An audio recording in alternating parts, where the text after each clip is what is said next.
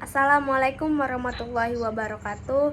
Perkenalkan, nama saya Ulfa Sustika dari kelas reguler A Stambu 2023. Di sini saya akan mempresentasikan hasil CJR saya, Critical Journal Review, kepada orang tua saya.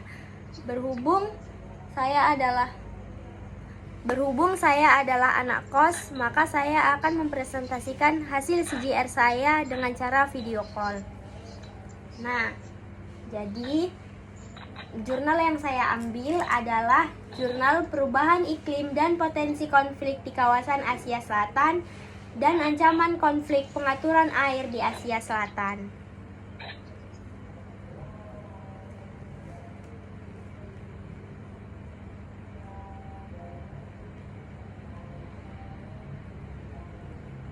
Adapun manfaat untuk mereview CJR ini adalah sebagai sarana dalam berpikir kritis dan menelaah bacaan-bacaan. Salah satu referensi ilmu yang bermanfaat untuk menambah wawasan. Nah, jadi ringkasan jurnal yang utama itu jurnal yang berjudul Perubahan Iklim dan Potensi Konflik di Asia Selatan. Itu saya ambil sebagai jurnal utama saya. Yang isinya adalah satu, menghubungkan antara konflik dan perubahan iklim. Lalu yang kedua, pemetaan geografis dan demografis Asia Selatan dan kerentanannya terhadap perubahan iklim. Yang ketiga, ada perubahan iklim sebagai katalisator terhadap konflik laten. Yang keempat, sudah cukup. Saya akan menjelaskan sedikit tentang jurnal yang saya ambil ini. Menurut UN, perubahan iklim mengakibatkan keterganggunya proses hidrologi dan pemasokan air, ikan, dan biodata air lainnya, biodata darat, pertanian, dan kehutanan. Hal ini dianggap akan mengancam keamanan manusia, sedangkan UN program mendefinisikan keamanan manusia sebagai keamanan akan ketakutan habisnya sumber-sumber yang ada dan keamanan akan keinginan sumber-sumber yang ada tersebut. Keamanan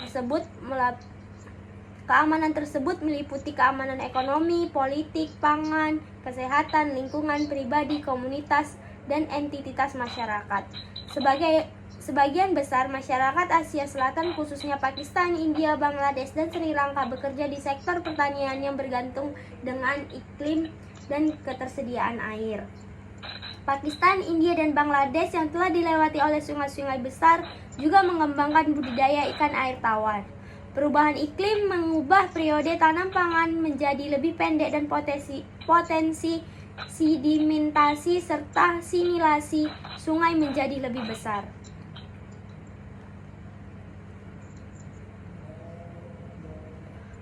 Terus, pengaruh perubahan iklim terhadap wilayah Asia Selatan adalah besar.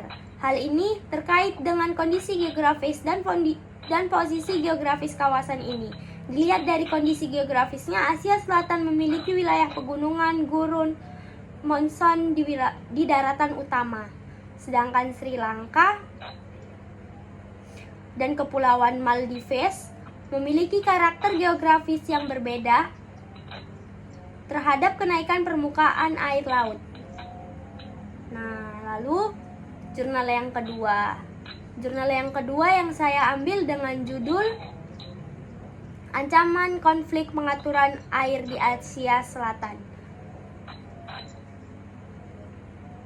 Adapun pendahuluan dari jurnal ini adalah Asia Selatan terdiri dari 4 sungai besar, di antaranya Brahmaputra, Indus, Ganggang, dan Mekong, yang menyediakan kehidupan bagi jutaan penduduk yang ada di wilayahnya. Sungai Gangga, Brahmaputra, dan Mekong menambah sistem sungai sejauh 1.750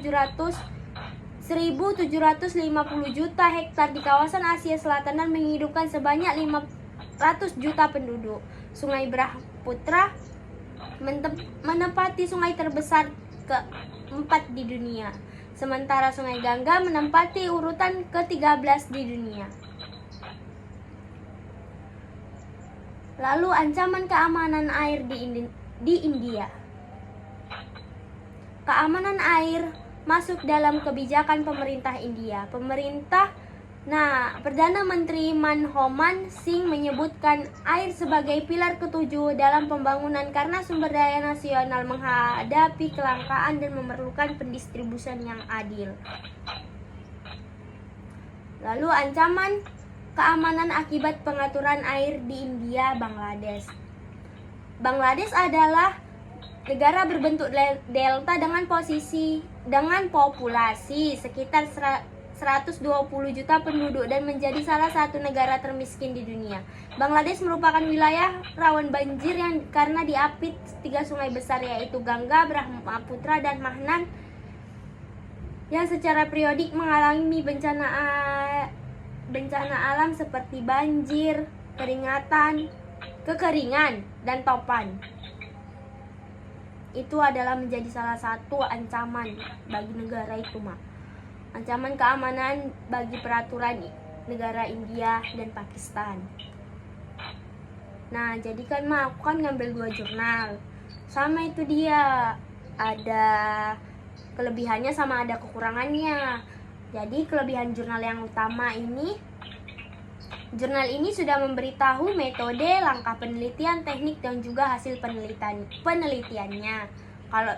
Terus yang kedua, penulis melakukan penelitian dengan metode atau pendekatan kepustakaan yang mana dapat diartikan sebagai kerangkaian kegiatan yang berkenan dengan metode pengumpulan data pustaka, membaca, mencatat, serta mengolah bahan kajian. Terus yang ketiga, kelebihan jurnal utama ini yang ketiga, jurnal ini juga dilengkapi dengan abstrak dalam bahasa Inggris yang dapat melatih bahasa kita. Namun ada juga kekurangan jurnalnya. Jurnal ini tidak memiliki saran dan rekomendasi penelitian selanjutnya. Tampilan dari jurnal ini juga menarik karena sedikit memberikan gambar yang terkait dengan judul jurnal dan menggunakan bahasa yang mudah dimengerti. Jurnal pembandingnya juga ada kelebihannya. 1. Pada jurnal ini juga sudah memiliki identitas yang terbilang cukup lengkap. Ada ISBN-nya, ada nama penulisnya, ada tahun terbitnya, ada kota penerbitnya. Terus yang kedua, jurnal ini juga sudah memberitahu metode, langkah penelitian, teknik, dan juga hasil penelitian. Tapi dia juga ada kekurangannya, Kekurangannya, jurnal pembanding ini tidak memiliki saran dan juga bahasanya itu sulit dipahami pembacanya. Kayak bahasanya itu berbelit-belit dan itu terus yang diulang. Nah,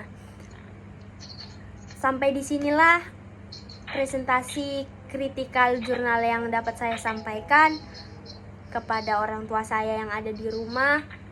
Saya ucapkan terima kasih. Assalamualaikum warahmatullahi wabarakatuh. Bye-bye.